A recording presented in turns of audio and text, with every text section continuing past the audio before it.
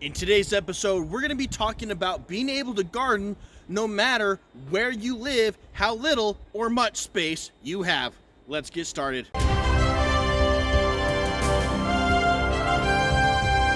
Oftentimes, when you are in the deeps of winter, you've got snow all around you, it is bitter cold, it is often difficult thinking about the next season. But before you know it, looking around the corner, all of this snow that is coming down is going to be a mere thought in the past, and you are going to have greenery spreading all around you. However, for right now, the only thing that you have to comfort you is the seed catalogs that you get in the mail. There is a key factor that some people come across is, I want to grow, however, I don't have the space. I'm not lucky enough to live in a suburban house that has enough room for a couple grow boxes. I don't live on a farm in the middle of the Midwest where I've got acres where beyond the horizon. No matter your growing conditions or the space you have available, you can grow a little bit or a lot of it, but you still have the ability to exercise those green thumbs and grow. Even if you've never grown a garden before and you don't understand the ins and outs, and this is your first time physically taking a seed and sticking it in the ground. Whether you're a high school student just starting getting out, a college student trying to figure out your way in the world and what you want to do with life, or if you are an adult and you got things established, but you live in a small apartment, you can grow anywhere you want to. The reality is plants take up space. Different plants take up different amounts of space, and you may or may not have sufficient space in your backyard, a giant field, in order to do so. But don't let that stop you. You can grow even if you live in a small studio apartment in Manhattan. I've got a cousin, he lives in downtown Manhattan, he still was able to grow. I myself was a college student in a 2-bedroom apartment with 6 roommates. I was still able to grow. Don't let the thought of space confine you to say you can't do it. Don't let the fact that you live in a small confined space limit to what you can and can't grow. There are options that will allow you to grow despite that. And so as you're getting ready this spring, looking through those seed catalogs, deciding what you want to or not want to grow, here are a few ideas that you can do to take a look at how to achieve your goals of exercising your green thumbs. First thing you need to do is take a look at your time and not only your size constraints, but your time constraints. The number one thing that I would recommend when you're dealing with size and time constraints is first, grow what you want to grow. Grow what you're able to grow. Grow what you're going to use. What does this look like? Well, if you are looking to grow some vegetables, grow something that you want to eat. There is no point in growing something that you have no interest in eating. If you are a fruits person, you love strawberries, you love blueberries, and then you grow Brussels sprouts and you're not going to eat it, that makes complete no sense whatsoever. You are not going to utilize what you're putting your energy into. So first, I would take a look at what is it that you are going to eat? What is it that you're going to use? If you don't want something to eat and you like to cook, well, what is something that you can use right now to cook? There are many herbs, whether it's basil, thyme, oregano, rosemary. Pick an herb that you use a lot. Grow it, and that way you can take small little sprigs of it on your kitchen table, cut a little piece, and you can use fresh ingredients in your cooking on a regular basis. If you're looking for something that's just beautiful to help beautify up when you're going through the blues, to give you a little bit better of a jump up in your mood swings, find a nice pretty little flower that you're going to grow. Maybe find a plant that has a particularly strong aroma, whether it is catnip, chocolate mint, something that has a very wonderful smell that's going to help enlighten your mood. If you're someone like herbs and likes to cook, why not grow rosemary? That way you can have a great herbaceous smell to help pick up your mood, as well as cutting small sprigs of a fresh ingredients to utilize in your daily cooking. Second thing to take a look at is what are the resources that it's going to take for this plant to grow. Yes, I enjoy bananas. However, a banana is going to grow 12, 15 feet tall, and it's going to take 18 months plus for it to produce. It's a giant tree. I'm not going to be able to grow that in a small little one studio apartment. However, I can grow rosemary.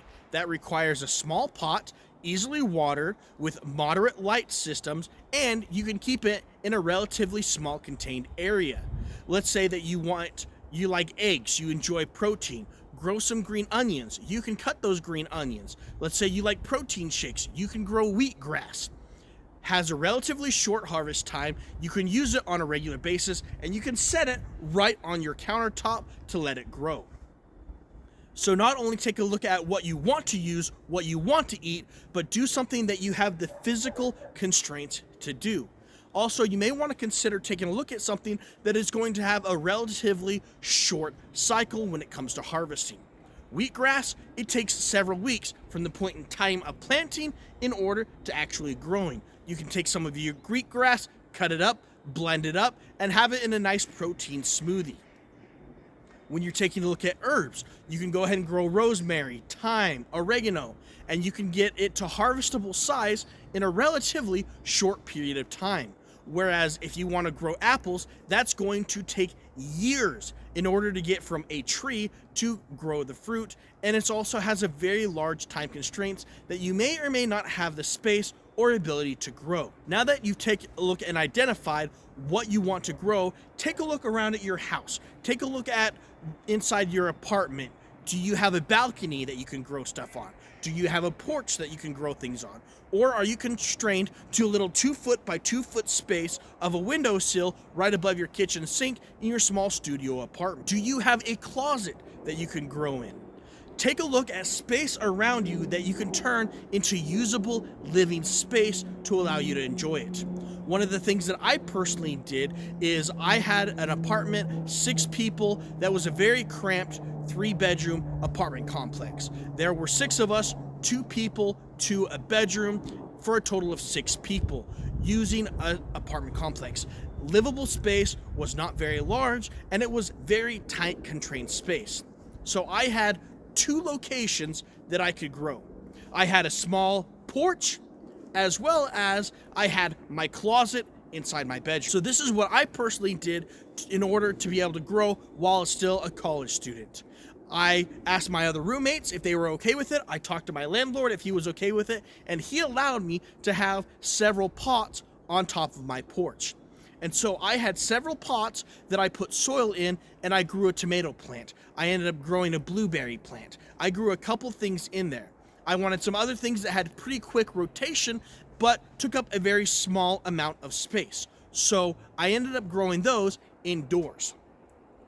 Inside our bedrooms as a college student, we each had our own closet where we could hang our clothes. So I has a very small wardrobe. Me being a guy, I didn't use all of my closet.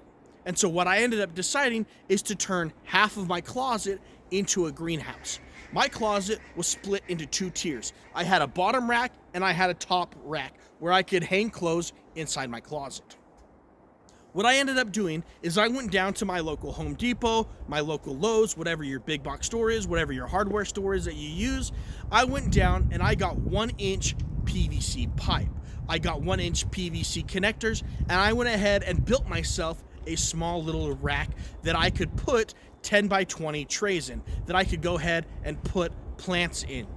And then I ended up getting 10 by 20 trays and setting it on top of that little PVC rack that I ended up building. Now it's inside a closet, it's very dark, plants need light. What I ended up doing is I went down to that same local hardware store and I got shop lights. They were simple 2-foot, 4-foot shop lights that had the T8 bulbs that you could slide in. So I went ahead and I got some high 5K Kelvin lights that were specifically dedicated to growing plants. And so I took those shop lights and I zip tied the shop light to my PVC rack, making sure it was nice and secure. I ended up going down and I found for $10 you can get a small little timer that will allow you to turn the light on and off automatically, so you're not having to sit there in the morning turning it off, at night turning it off. You can simply have a timer and let that automated time do it for you. It will make your life a whole lot easier. Growing that small little space, I took a look at things that I like to eat and would fit in this small little rack that I built inside my closet. So what did I choose? I chose spinach, I chose lettuce, I chose kale, I chose some other leafy greens, I also grew some green onions. I was able to grow a salad inside of my closet. I did not let the size constraints dictate what I could or could not grow. You can do the exact same thing yourself. If you've got a countertop, go ahead and grow some herbs. If you've got a closet, build yourself a small little PVC rack and get yourself some little veggies that you like to grow, understanding that you're going to have a little bit of constraints and do that. But the thing is, it is going to allow you to grow. It's going to allow you to get started. The nice thing about growing indoors is right now it's the middle of January in the high Rocky Mountains. It is bitter cold outside. However, if you're growing inside, you don't have to be dictated by the weather. You can grow year round. My college roommates thought I was absolutely crazy until the tomatoes on that little pot outside started coming in, and as a thank you, they started utilizing them in some of their salads. I would take cherry tomatoes and I would put them in some of the salads that I was growing out of my closet. I would use that for my girlfriends, my significant others that I was dating at the time. I would show them, hey, look, I am growing a salad for you. And I would use that as a part of my date night.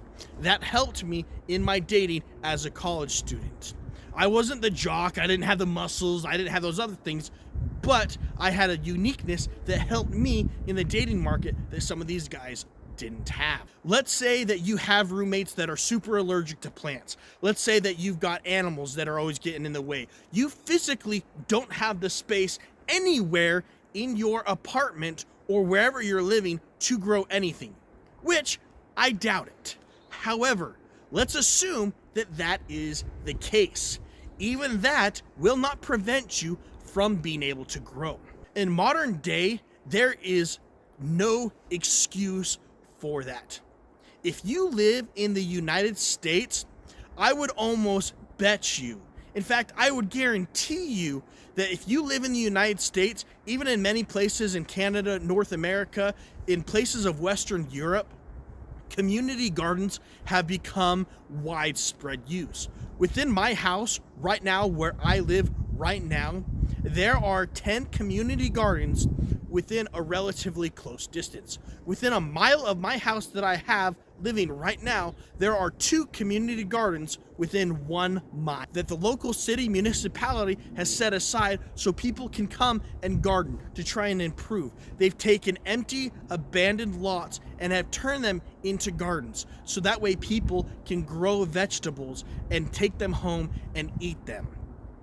Go ahead, go on to Google, search your local municipalities, other areas, see if you have community gardens in your area. Now, these community gardens do cost money. My local community garden, if you want to rent out a 5-foot by 20-foot plot, it's going to cost you about $30 for the season. Now, looking at how much it costs, there is some other stuff that it's going to take for money-wise, but $30 for the whole season, you're going to get a 5-foot by about 25-foot plot in my local area. Different community gardens are going to have different sized plots based on what they have available and what the parameters are set up. Don't let the idea or the thought of just because I live in a small apartment complex, I don't have a suburban house to be able to, with grow boxes, to be able to grow. I don't have these other potential options. There are options out there. Be creative. Build your own plant rack in your closet. Think outside the box how you can utilize your space around you in order to grow. With today's modern technology that we have, not only ranging from the types of pots and containers that we can use to grow, the ability of going down to your local hardware store, your local farm and ranch store, buying soil that's high quality, going out, ordering online your seeds, going down to your local garden supply store, ordering seeds, going out to your local shops, buying lights, having artificial lighting so you can grow indoors, having heat so you can grow year round. Modern technology has given us the ability to grow whenever, wherever we want. If you've always wanted to grow, the best time to start would have been yesterday. However, since you didn't start growing yesterday, start now. Start today and move forward, so that way you can look back and say, I remember those days when I was a college student growing off of a PVC rack. I remember those days when I had a small little 1-gallon pot and I was growing out on my porch, and that was the only space I had. I was growing my balcony.